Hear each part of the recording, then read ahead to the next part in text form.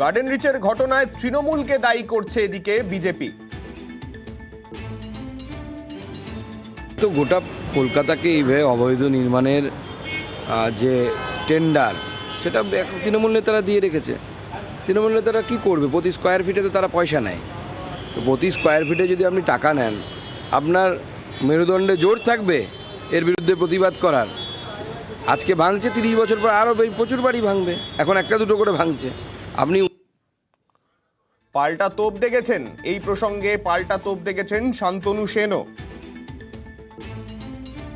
কলকাতা পৌরসভার তৎপরতায় বেআইনি নির্মাণের কাজ যথেষ্ট কমেছে। সুকান্ত মজুমদারের জেনে রাখা উচিত যে বিজেপি শাসিত উত্তরপ্রদেশ বা মধ্যপ্রদেশে এই বেআইনি নির্মাণের সংখ্যা বাংলার থেকে বা কলকাতার থেকে কয়েকশো গুণ বেশি, কিন্তু সেখানে তিনি চুপ করে বসে আছেন কেন? সেই বিষয়ে তিনি কেন মুখ খুলছেন না? আর আমাদের সরকার এবং আমাদের প্রশাসন কোনো বেআইনি কাজকে সমর্থন করে না। বেআইনি কোনো কাজ হলে স্বয়ং মুখ্যমন্ত্রী পথে নেমে নির্দেশ দেওয়ার হিম্মত রাখেন যে যেই যুক্ত থাকুক তার বিরুদ্ধে ব্যবস্থা নাও। এটা বিজেপি শাসিত রাজ্যে সুকান্ত মজুমদাররা দেখাতে পারবেন। আমাদের সঙ্গে এই মুহূর্তে রয়েছেন বাম নেতা তন্ময় ভট্টাচার্য। তন্ময় বাবু, আপনাকে স্বাগত। যে প্রসঙ্গটা আজকে কলকাতার মেয়র ফিরহাদ হাকিম সেখানে দাঁড়িয়ে বললেন যে বাম আমলে এই একটা বৈধ একটা অনুমতি পেতে গেলে আগে মানুষের জুতো ক্ষয়ে যেত, সেই কারণেই তারা এই প্রমোটাররা বাধ্য হয়ে বেআইনি নির্মাণ শুরু করেন এবং সেই ট্রেন্ড এখনো চলছে। কার্যত এই ইঙ্গিত তিনি করলেন, আপনাদের বিরুদ্ধে সরাসরি অভিযোগ করলেন কলকাতার মেয়র। কি বলবেন? ফিরহাদ হাকিম নিজেও বাম আমলে তৈরি, ওনার বড় হওয়াটাও বাম আমলে। সুতরাং বাম আমলে তৈরিটা কোনো সার্টিফিকেট না। যদি আমি ধরেও নিই যে এই নির্দিষ্ট বিল্ডিংটার কনস্ট্রাকশন বাম আমলে হয়েছিল, তাহলেও ফিরহাদ হাকিম তো কলকাতার মেয়র। এই কথাটা সকলেই জানেন যে মেটিয়াবুরুজ, গার্ডেন রিচ, ওয়ার্ডগঞ্জ এই এলাকায় বামেদের শক্তি বরাবর কম। এই এলাকায় যে মাফিয়া রাজ চলে বন্দরকে কেন্দ্র করে, সেই মাফিয়া রাজের নেতৃত্ব ফিরহাদ হাকিমের দল দেন। ওই এলাকায় প্রমোটার হিসাবে যারা কাজ করেন তারা সবাই ফিরহাদ হাকিমদের দল করেন। ওই এলাকায় যে গুন্ডারাজ চলে সেই গুন্ডারাজকে ফিরহাদ হাকিমরা উৎসাহিত করেন। এবং এই যে বিল্ডিংটা, সেই নির্দিষ্ট বিল্ডিংটাকে যদি বেআইনি বলে চিহ্নিত করার কাজটাও ফিরহাদ হাকিমরা করতেন, তাহলে পরে ওই বিল্ডিংটার ক্ষেত্রে ফিরহাদ হাকিমরা উপযুক্ত ব্যবস্থা দিতে পারতেন। ওই বিল্ডিংটার 5 তলার কনস্ট্রাকশনের সবটাই বাম আমলে তৈরি, নাকি বাম আমলে 3 তলা তৈরি পরে 2 তলা তৈরি? অনেক প্রশ্ন আছে।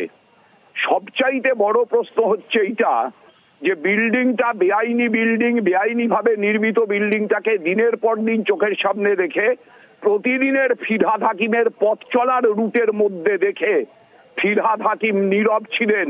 তিনি কলকাতার মেয়র, তিনি অন্যের ঘাড়ে দায় চাপিয়ে মুক্তি পেতে পারেন না।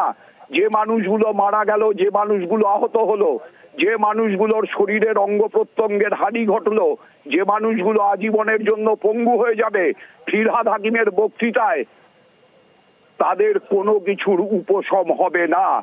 ফিরহাদ হাকিম রাজনৈতিক স্বার্থে গালাগাল দিতে পারেন বামেদের, কিন্তু নিজের দায়িত্বকে অস্বীকার করবেন না।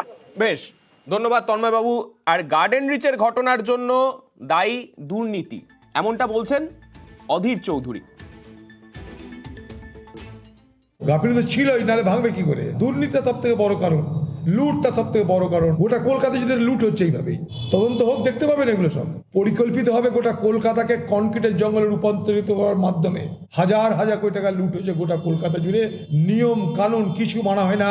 সারা বাংলার মতন কলকাতা পুরসভাও একই স্লোগানে বিশ্বাস করে, পয়সা ফেকো তামাশা দেখো। গার্ডেন রিচের ঘটনায় এতজনের মৃত্যু হলো, এতজনের আহত হওয়ার খবর সামনে আসছে, তার মধ্যেই রাজনীতি তো চলছেই। কিন্তু তার মধ্যেই রাজনীতি না করে এখন মানুষের পাশে থাকার কথা বিরোধীদেরকে আক্রমণ করে বললেন অভিষেক বন্দ্যোপাধ্যায়।